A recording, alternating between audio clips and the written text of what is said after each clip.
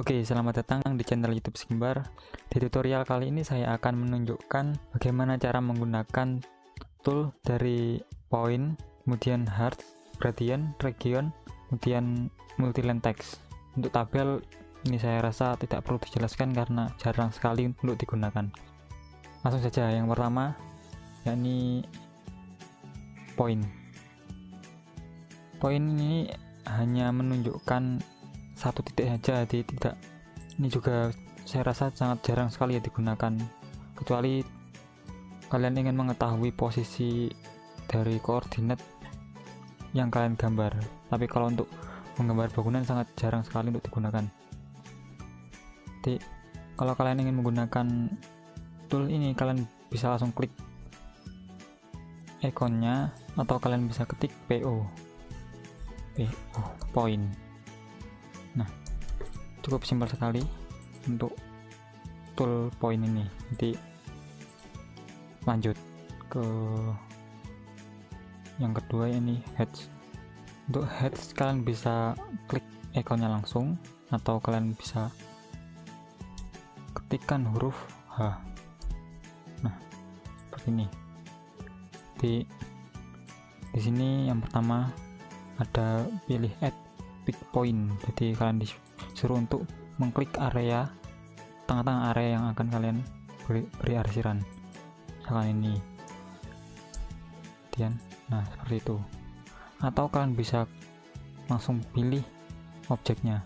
Nanti apabila objeknya sudah menjadi satu kesatuan, maka bisa kalian klik langsung objeknya seperti ini. Nah, oke. Untuk yang kedua ini jenis arsiran. Nah, kalau kalian ingin memilih jenis arsiran, kalian bisa langsung pilih di sini, atau di sini kan tidak terlihat bentuk arsirannya gimana, maka kalian bisa klik di sini, kemudian kalian bisa pilih arsirannya yang kalian inginkan yang mana. Ada 4 pilihan, yang ini custom, nah ini plugin ya, ini saya sendiri juga tidak punya. Oke. Kemudian kalau setelah kalian memilih arsirannya, maka di sini kalian diberi pilihan untuk berapa skalanya dari arsiran kalian itu, kemudian sudutnya berapa.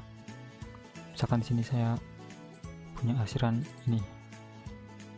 Nah, ini sangat kecil sekali. Saya besarkan skalanya, misalkan 100. Nah, seperti ini. Kemudian angle-nya saya buat 45.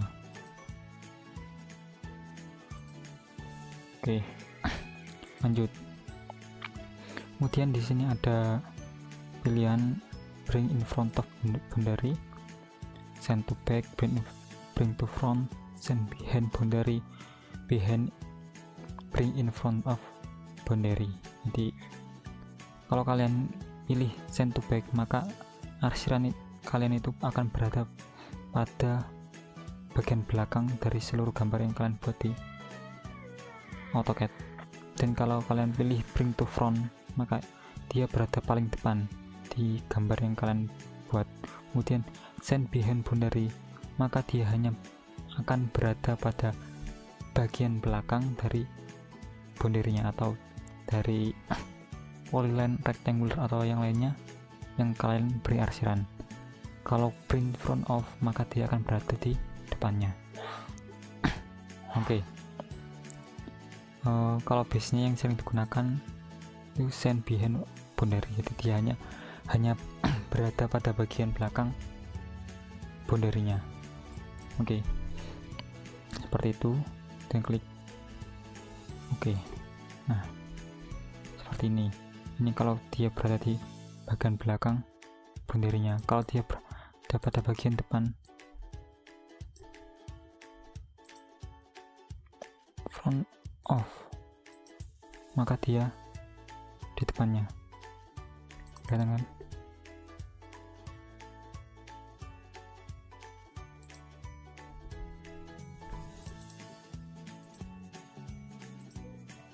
Nah, dia akan berada di depannya.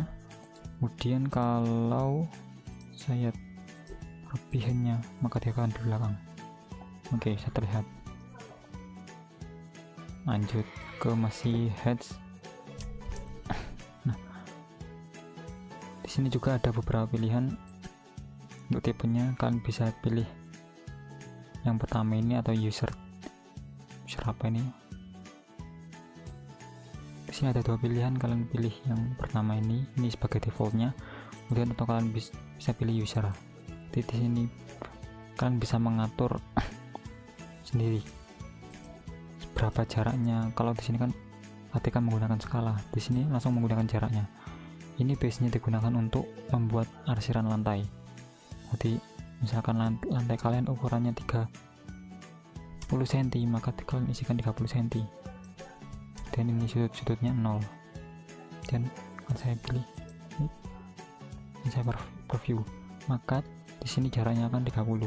Nah, kalau lantai itu kan biasanya kotak-kotak. Nah, di sini bisa kalian langsung pilih double dengan preview. Nah, seperti ini.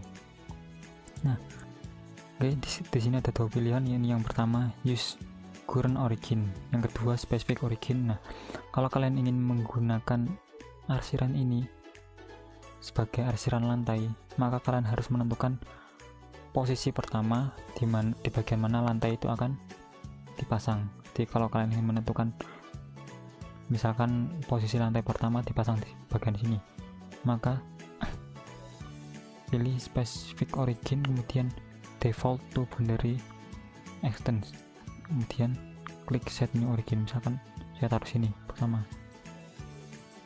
maka dia akan berada di bagian sini. Dan saya oke, coba saya cek kurang lebih 30. Di sini juga kurang lebih 30. Oke, seperti itu. Kemudian lanjut ke gradient. Untuk gradient ini hampir sama dengan heads. Jadi kalau kalian klik heads, maka di sini juga akan ada gradient. Intinya sama antara heads dan gradient, tapi untuk gradient ini dia memberikan warna. Jadi di sini kalian bisa memakai use one color atau kalian bisa menggunakan 2 color. Jadi misalkan saya menggunakan one color, maka di sini akan putih satunya atau hitam. Nah, seperti ini. Kemudian kalian pilih mana yang kalian ingin pakai, kemudian kalian pick atau add selection object. Nah, misalkan kalian ingin menggunakan 2 color, maka kalian bisa pilih warna kedua seperti itu. Oke, nah seperti ini. Intinya sama dengan heads. Nah, seperti ini intinya. Lanjut ke region. Nah, untuk region ini sebenarnya kita buat rectangle dulu, kemudian circle. Nah, saya contohkan kegunaannya region ini adalah untuk mematenkan dari objek yang kalian buat. Nah, di sini kan saya punya rectangular, kemudian saya kalau sudutnya ini saya pindah-pindah, maka dia masih akan bisa berubah seperti ini. Begitu pula dengan circle-nya, masih bisa saya rubah-rubah. Nah, kalau saya ingin mematenkan ukurannya ini atau bentuknya itu seperti ini, maka akan saya gunakan region. Kemudian saya klik objeknya, kemudian klik objeknya, kemudian enter atau spasi, maka bentuknya akan paten. Jadi dia tidak bisa dirubah ukurannya kecuali kalau kalian skala. Nah, begitu pula dengan ini sudah tidak bisa ditarik-tarik lagi, jadi dia akan tetap. Oke, seperti itu kegunaannya region. Kemudian yang terakhir ini multi line text. Di sini bisa kalian klik ikonnya atau kalian ketikkan huruf T. Nah, seperti itu. Nah, di sini fungsinya hampir sama, kegunaannya hampir sama, cara settingnya juga sama dengan settingan teks-teks yang berada di Microsoft Word. Di sini ada besarnya seberapa, kemudian tipe teksnya seperti apa. Kemudian di sini kalian bisa gunakan left, center, right, kemudian di sini ada spasinya antar teks, kemudian di sini ada kemiringannya seberapa, kemudian di sini ada jaraknya seberapa, kemudian di sini kalau kalian ingin memperpanjang hurufnya, di sini juga ada simbol-simbol yang biasanya digunakan, yakni diameter, plus minus, dan derajat. Yang lainnya ini saya rasa jarang digunakan kecuali kalau kalian menggunakan standar dari AutoCAD-nya ini. Di sini ada